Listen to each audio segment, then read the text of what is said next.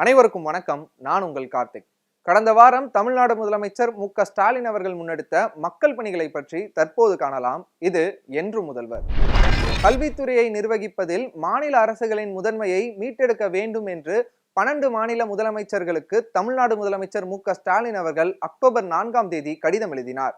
இதை பற்றியும் மேலும் அக்டோபர் 4ஆம் தேதி நடைபெற்ற மக்கள் பணிகளை பற்றியும் தற்போது காணலாம்.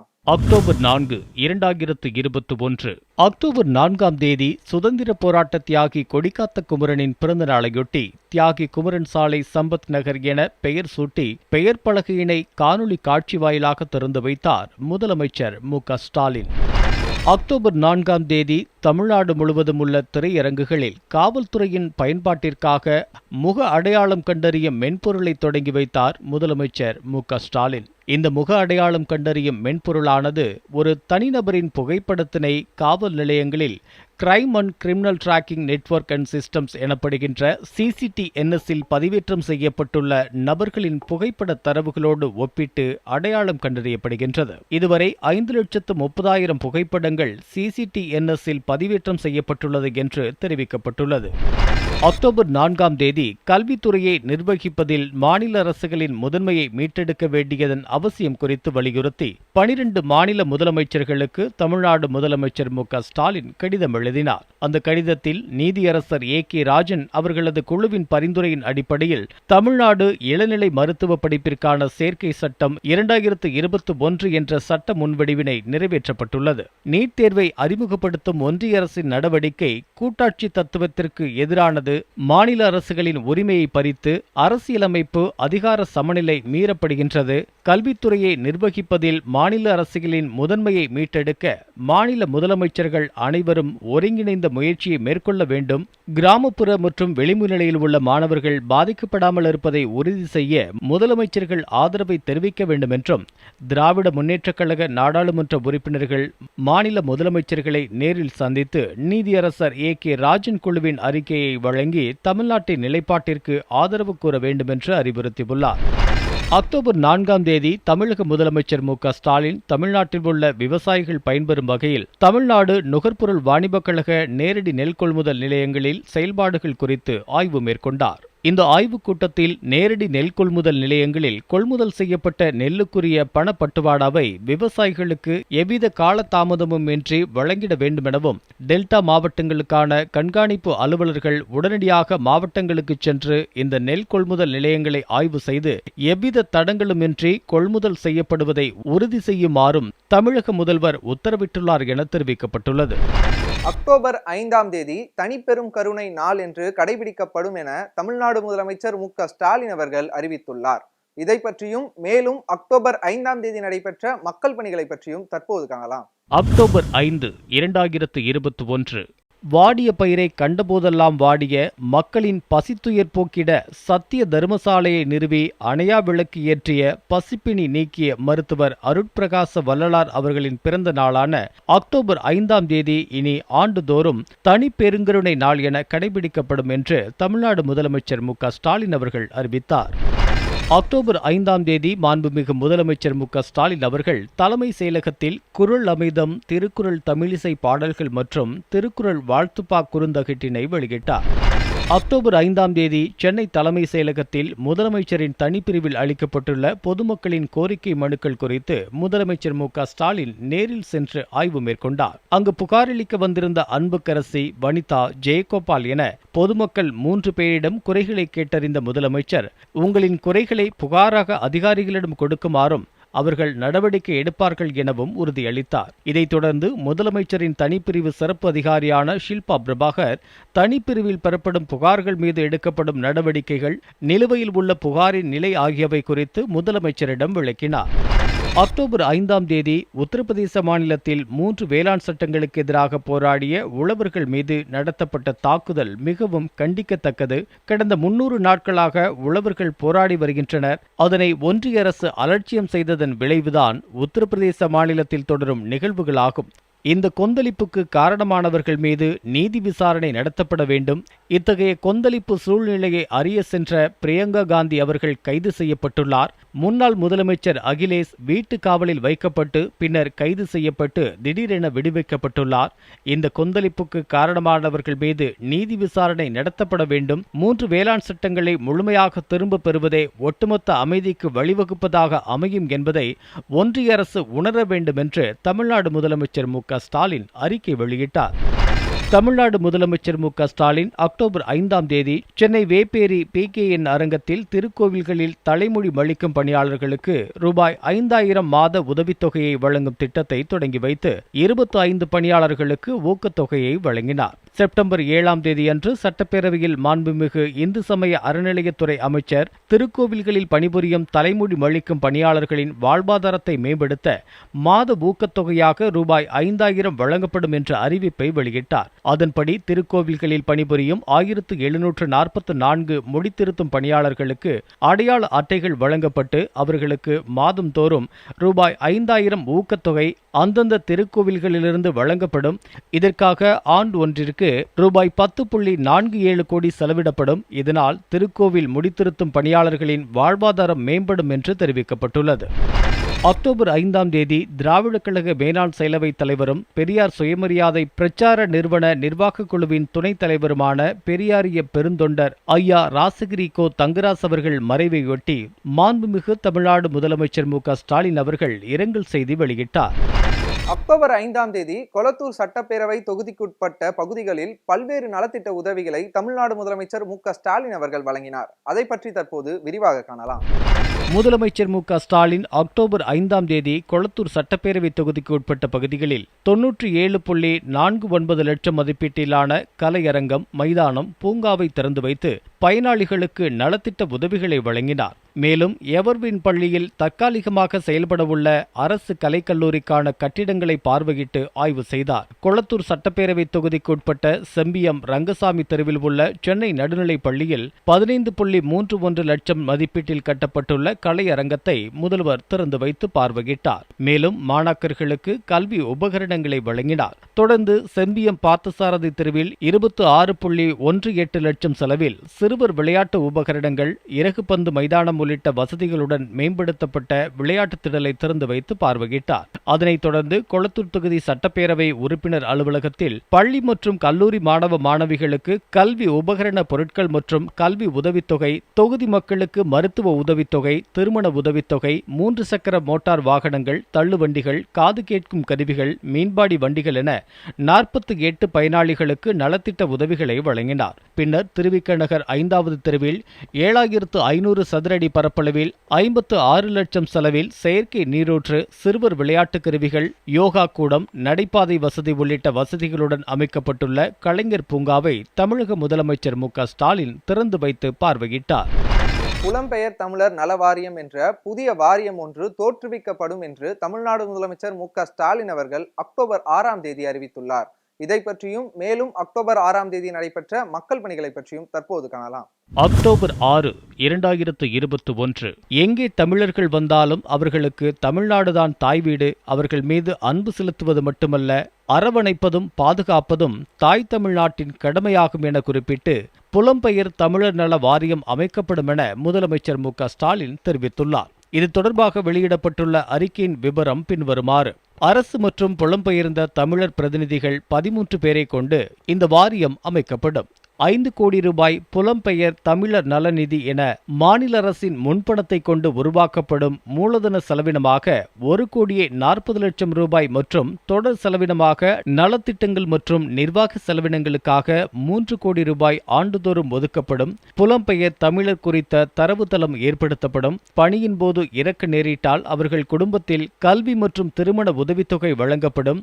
ஆலோசனை பெற கட்டணமில்லா தொலைபேசி, வலைதளம் மற்றும் செயலி அமைத்து தரப்படும். தனியாக சட்ட உதவி மையம் அமைக்கப்படும். நாடு திரும்பியவர்களுக்கு மானியத்துடன் கடன் வசதி செய்து தரப்படும். அரசு மற்றும் தொழில் நிறுவனங்களில் பாதுகாப்பான முதலீடு செய்ய புரிந்துணர்வு ஒப்பந்தங்கள் உருவாக்கப்படும். சொந்த ஊருக்கு உதவிட விரும்புகின்றவர்களுக்கு எனது கிராமம் என்கின்ற திட்டம் துவங்கப்படும். குழந்தைகளுக்கு தமிழ் பயிற்றுவிப்பு, தமிழ் பயிற்றுவிக்க ஊக்கத்தொகை அளிக்கப்படும். நலச்சங்கங்கள் ஒருங்கிணைப்பு மற்றும் கலை, இலக்கியம் மற்றும் பண்பாடு பரிமாற்றங்கள் நடைபெறும். ஜனவரி 12ஆம் நாள் புலம்பெயர்ந்த உலக தமிழர் நாளாக கொண்டாடப்படும் என குறிப்பிடப்பட்டுள்ளது.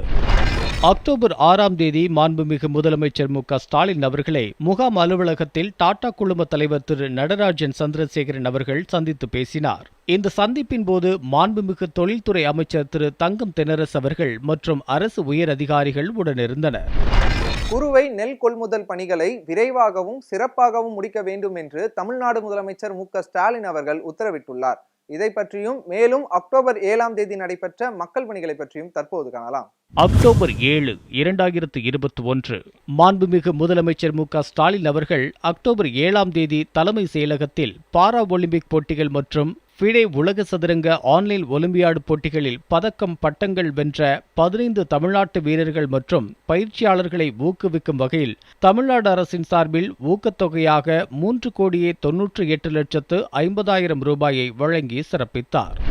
தமிழ்நாடு முதலமைச்சர் ஸ்டாலின் அவர்களை அக்டோபர் 7ஆம் தேதி தலைமை செயலகத்தில் தென்மண்டல ஆலய ஆய்வு திட்ட தொல்பொருள் கண்காணிப்பாளர் கே அமர்நாத் ராமகிருஷ்ணா சந்தித்து பேசினார். தமிழ்நாடு முதலமைச்சர் ஸ்டாலின் அவர்கள் தலைமையில் அக்டோபர் 7ஆம் தேதி தலைமை செயலகத்தில் தற்போது தமிழ்நாட்டில் குறுவை பருவ நெல் சாகுபடி முழுவீச்சில் நடைபெறுவதை கருத்தில் கொண்டு இது குறித்த பணிகளை ஆய்வு செய்தார். மேலும் டெல்டா மாவட்டங்களுக்கான மாவட்ட கண்காணிப்பு அலுவலர்களாக நியமிக்கப்பட்டுள்ள இந்திய ஆட்சிப்பணி அலுவலர்களுடன் தொலைபேசியில் தற்போதைய கொள்முதல் பணிகள் குறித்து விவரங்களை கேட்டறிந்தார். மேலும் குறுவை நெல் கொள்முதல் பணிகளை விரைவாகவும் சிறப்பாகவும் முடிக்கப்பட வேண்டும் என்று முதலமைச்சர் ஸ்டாலின் அவர்கள் உத்தரவிட்டார். அக்டோபர் 8ஆம் தேதி மெட்ரோ கட்டுமான பணிகளை தமிழ்நாடு முதலமைச்சர் ஸ்டாலின் அவர்கள் நேரில் சென்று ஆய்வு மேற்கொண்டார். இதை பற்றியும் மேலும் அக்டோபர் 8ஆம் தேதி நடைபெற்ற மக்கள் பணிகளை பற்றியும் தற்போது காணலாம். அக்டோபர் 8, 2021 முதலமைச்சர் ஸ்டாலின் அவர்கள் நேற்று காலை சென்னை IIT வளாகத்தில் நடைபயிற்சியில் ஈடுபட்டார். அப்போது அங்கு முதலமைச்சரை சந்தித்த ஒரு நடைபயிற்சியாளர், நீங்கள் 5 கோடி மக்களுக்கு கொரோனா நிவாரண நிதியினை விரைந்து வழங்கினீர்கள், நிர்வாகத்திலும் நிறைய மாறுதல்களை செய்து வருகிறீர்கள், இதை நீங்கள் அப்படியே தொடர்ந்து நடைமுறைப்படுத்தி இதுபோன்ற ஊழல் இல்லாத ஆட்சி நடத்தினால் இந்திய அளவில் தமிழகம் நம்பர் 1 மாநிலம் என்று பெயர் பெறும். அதற்கு தங்கள் உடல்நலத்தையும் கவனித்துக் கொள்ளுங்கள், ஆல் தி பெஸ்ட், இவ்வாறு அவர் வேண்டுகோள் விடுத்தார். ஸோ நீங்கள் 5 கோடி மக்களுக்கு குயிக்காக போட்டிருக்கேன், அதனால் கொஞ்சம் தைரியமாக நடமாட முடியும். ஸோ இதை அப்படியே மெயின்டைன் பண்ணி கரப்ஷனை கண்ட்ரோல் பண்ணால் தமிழ்நாடு நம்பர் 1 இந்தியாவில் மாத்திரம் இல்லை, வெளியிலையும் கொண்டு வரல யாரும் தடுக்க முடியாது. But take care of your health all the best. Chennai metro rail திட்டத்தின் கீழ் ரூபாய் 61,843 கோடி ரூபாய் மதிப்பீட்டில் செயல்படுத்தப்பட்டு வரும் 2ஆம் கட்ட பணிகள் சென்னை சென்ட்ரல் ரயில் நிலையம் அருகில் ரூபாய் 380.42 கோடி மதிப்பீட்டில் செயல்படுத்தப்பட்டு வரும் மத்திய சதுக்க திட்டப்பணிகள் மற்றும் கத்திப்பாரா நகர்ப்புற சதுக்க பகுதியில் ரூபாய் 14.5 கோடி மதிப்பீட்டில் மேற்கொள்ளப்பட்டு வரும் பல்வேறு மேம்பாட்டு பணிகளை மாண்புமிகு தமிழ்நாடு முதலமைச்சர் ஸ்டாலின் அவர்கள் பார்வையிட்டு ஆய்வு செய்தார்.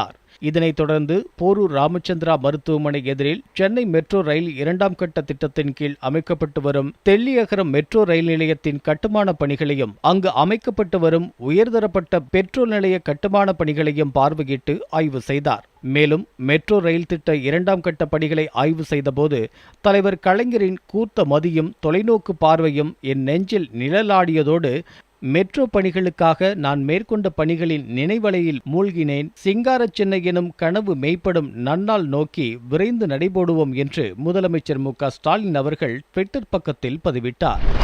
அக்டோபர் 8ஆம் தேதி ஒன்றிய அரசின் திட்டங்கள் நடைமுறைப்படுத்தப்படுவதை கண்காணிக்க முதலமைச்சர் ஸ்டாலின் தலைமையில் மாநில அளவிலான வளர்ச்சி ஒருங்கிணைப்பு மற்றும் கண்காணிப்பு குழு அமைக்கப்பட்டுள்ளது.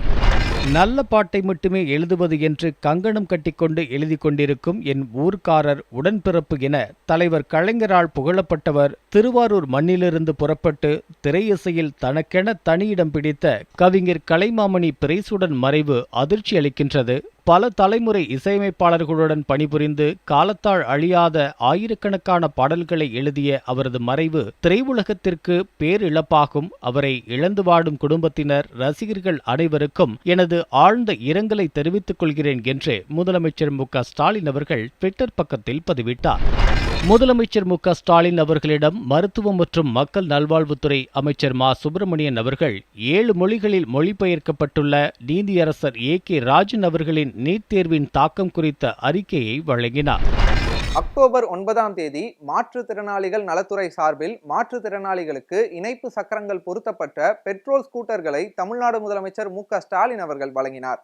இதை பற்றியும் மேலும் அக்டோபர் 9ஆம் தேதி நடைபெற்ற மக்கள் பணிகளை பற்றியும் தற்போது காணலாம். அக்டோபர் 9, 2021 மாண்புமிகு தமிழ்நாடு முதலமைச்சர் மு க ஸ்டாலின் அவர்கள் தலைமை செயலகத்தில் மாற்றுத்திறனாளிகள் நலத்துறை சார்பில் மாற்றுத்திறனாளிகளுக்கு இணைப்பு சக்கரங்கள் பொருத்தப்பட்ட பெட்ரோல் ஸ்கூட்டர்கள் வழங்கிடும் விதமாக 5 பயனாளிகளுக்கு இணைப்பு சக்கரங்கள் பொருத்தப்பட்ட பெட்ரோல் ஸ்கூட்டர்களுக்கான சாவியை வழங்கி தொடங்கி வைத்தார். மேலும் சமூகத்தின் விளிம்பு நிலையில் வாழும் ஒருவரையும் விடாது அரவணைக்கும் தலைவர் கலைஞரின் கரமாக மக்கள் தொண்டில் நமது அரசு ஈடுபட்டு வருவதன் நீட்சியாக கடுமையாக பாதிக்கப்பட்ட மாற்றுத்திறனாளிகளுக்கு பராமரிப்பு உதவித்தொகை வழங்கிடுவதை தொடங்கி வைத்ததில் அகம் மகிழ்ந்தேன் என்று முதலமைச்சர் மு க ஸ்டாலின் அவர்கள் ட்விட்டர் பக்கத்தில் பதிவிட்டார். மாண்புமிகு தமிழ்நாடு முதலமைச்சர் மு க ஸ்டாலின் அவர்கள் தலைமை செயலகத்தில் மாற்றுத்திறனாளிகள் நலத்துறையில் பணியாற்றி பணிக்காலத்தில் உயிரிழந்த 4 பணியாளர்களின் வாரிசுதாரர்களுக்கு கருணை அடிப்படையில் பணி நியமன ஆணைகளை வழங்கினார். அக்டோபர் 9 மாண்புமிகு தமிழ்நாடு முதலமைச்சர் மு க ஸ்டாலின் அவர்கள் தலைமை செயலகத்தில் பூந்தமல்லி அருகில் கோலப்பன்சேரியில் புதிதாக அமைக்கப்பட்டுள்ள சங்கல் சிறப்பு குழந்தைகளுக்கான பள்ளியை காணொலி காட்சி வாயிலாக திறந்து வைத்தார். அக்டோபர் 9 மறைந்த கவிஞர் கலைமாமணி பிறைசூடன் உடலுக்கு நேரில் சென்று அஞ்சலி செலுத்தி பிறைசூடன் குடும்பத்தினருக்கு ஆறுதல் தெரிவித்தார் முதலமைச்சர் மு க ஸ்டாலின். அக்டோபர் 9 பாதுகாப்பு காரணங்களுக்காக முதலமைச்சர் செல்லும் வரை அப்பகுதியில் சாலை போக்குவரத்து நிறுத்தப்படுவது வழக்கம். இதனால் வாகன ஓட்டிகள் சிரமங்களை சந்திப்பதாக முதலமைச்சரின் கவனத்திற்கு சென்றுள்ளது. இதை தவிர்க்க கான்வாய்களின் எண்ணிக்கையை குறைக்குமாறும் போக்குவரத்தை நிறுத்தக்கூடாது என்றும் அறிவுறுத்தியுள்ளார். முதலமைச்சரின் பாதுகாப்பிற்காக செல்லும் கான்வாய் வாகனங்களின் எண்ணிக்கை 12லிருந்து 6ஆக குறைக்கப்படும் எனவும் முதல்வர் செல்லும் போது பொதுமக்களின் வாகனம் இனி தடுத்து நிறுத்தப்படாது எனவும் முதலமைச்சரின் வாகனம் பொதுமக்களின் வாகனங்களோடு சேர்ந்தே செல்லும் வகையில் ஏற்பாடு செய்ய முடிவு செய்யப்பட்டுள்ளது. அக்டோபர் 10ஆம் தேதி டைம்ஸ் ஆஃப் இந்தியா சார்பில் நடத்தப்பட்ட $1 டிரில்லியன் தமிழ்நாடு என்ற கருத்தரங்கில் தமிழ்நாடு முதலமைச்சர் மு க ஸ்டாலின் அவர்கள் பங்கேற்றார். இதை பற்றி தற்போது விரிவாக காணலாம்.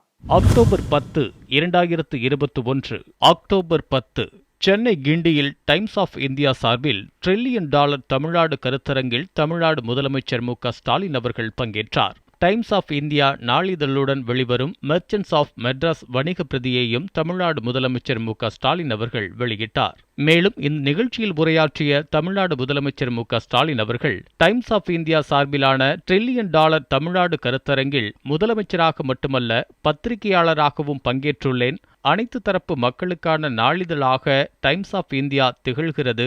2008ஆம் ஆண்டு டைம்ஸ் ஆஃப் இந்தியா நாளிதழின் சென்னை பதிப்பை அப்போதைய முதலமைச்சர் கலைஞர் கருணாநிதி தொடங்கி வைத்தார். உலகில் அதிகம் வாசிக்கக்கூடிய நாளிதழாக டைம்ஸ் ஆஃப் இந்தியா விளங்குகின்றது.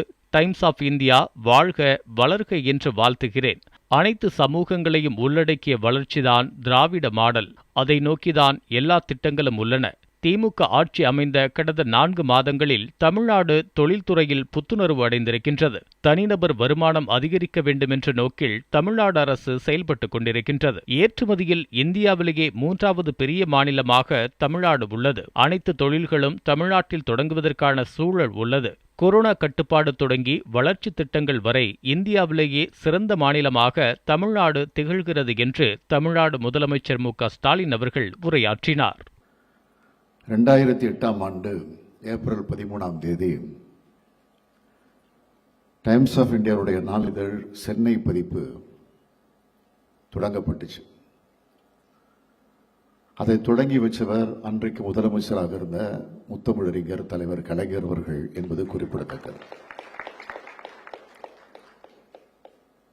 அவரால் தொடங்கி வைக்கப்பட்ட நேரத்தில் நானும் அந்த நிகழ்ச்சியிலே கலந்து கொண்டவன் என்ற உரிமை எனக்கு இருக்கிறது என்பதை இந்த நேரத்தில் நான் தெரிவித்துக் கொள்ள விரும்புகிறேன். நிகழ்ச்சியை தொடங்கி வைத்து குத்துவிளக்கேற்றி முத்தமிழறிஞர் தலைவர் கலைஞர் அவர்கள் வாழ்த்தி பேசுகிற போது சொன்னார், டைம்ஸ் ஆஃப் இந்தியா என்பது என்னை கவர்ந்த பெயர் என்று குறிப்பிட்டு சொன்னார். வாழ்க வளர்க என்று வாழ்த்தினார். நீங்கள் வளர்ந்திருக்கக்கூடிய காரணத்தால் தான் 13 ஆண்டுகள் கழித்து என்னை இந்த நிகழ்ச்சிக்கு வரவழைத்து இந்த நிகழ்ச்சியை நடத்தி கொண்டிருக்கிறீர்கள். எப்படி சென்னையில் தொடங்கப்பட்ட போது முத்தமிழறிஞர் தலைவர் கலைஞர் அவர்கள் ஒரு வாழ்த்து சொன்னாரோ அதே வாழ்த்தை இப்பொழுது நானும் சொல்லுகிறேன். டைம்ஸ் ஆஃப் இந்தியா வாழ்க வளர்க என்று நான் வாழ்த்துகிறேன். அனைத்து சமூகங்களையும் உள்ளடக்கிய வளர்ச்சி, அனைத்து மாவட்டங்களையும் உள்ளடக்கிய வளர்ச்சி, அனைத்து பிரிவினரையும் உள்ளடக்கிய வளர்ச்சி, இதுதான் திராவிட மாடல் என்பது. அந்த நோக்கத்தோடு தமிழ்நாடு வளர வேண்டும் என்பதுதான் என்னுடைய ஆசை. அதனை நோக்கித்தான் எங்களுடைய எல்லா திட்டமிடல்களும் அமைந்து கொண்டிருக்கின்றன. தமிழ்நாட்டின் பொருளாதார வளர்ச்சி அதிகமாக வேண்டும், வேலை வாய்ப்புகள் அதிகமாக வேண்டும், தனி நபர் வருமானம் அதிகமாக வேண்டும், மக்களின் சமூக உரிமை, சமூக மரியாதை, சுயமரியாதை இவைகளெல்லாம் உயர வேண்டும். அனைவரையும் உள்ளடக்கிய வளர்ச்சியாக அது அமைய வேண்டும் என்று நான் திட்டமிட்டு இந்த ஆட்சியை நடத்தி கொண்டிருக்கிறோம். அக்டோபர் 10ஆம் தேதி 5ஆம் கட்ட மெகா கொரோனா தடுப்பூசி முகாம்களை தமிழ்நாடு முதலமைச்சர் மு.க.ஸ்டாலின் அவர்கள் நேரில் சென்று ஆய்வு மேற்கொண்டார்.